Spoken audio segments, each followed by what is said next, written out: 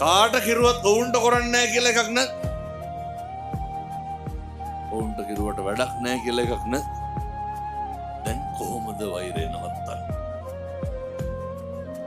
කෙරුවට වැඩක් නැහැ කියනම කෙනාට තමයි කරන්න වෙන්නේ. ඒ මනුස්සයාට කෙරුවොත් තමයි වෛරය නවතින්නේ. පුරුදු වෙන්න.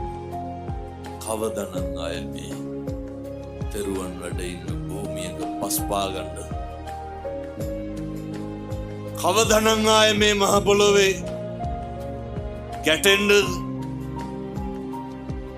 මේ ත්‍රිවිධ රත්නය වැඩ ඉන්න භූමියේ ඉඳන් පින්නතුනේ අධිෂ්ඨාන කරන් හෙට ඉඳන් නම් වෛරක්කාරයෝ තියාගන්න එපා. මට ඉර හඳ වගේ විශ්වාසයි මම මෙව්වා කිව්වට ඔය ඇත්තෝ හැදෙන්නේ නැහැ. මොකදයි මේ ජීවිතය හන පළවෙනි බණ. නමුත් ප්‍රගුණ කරන්න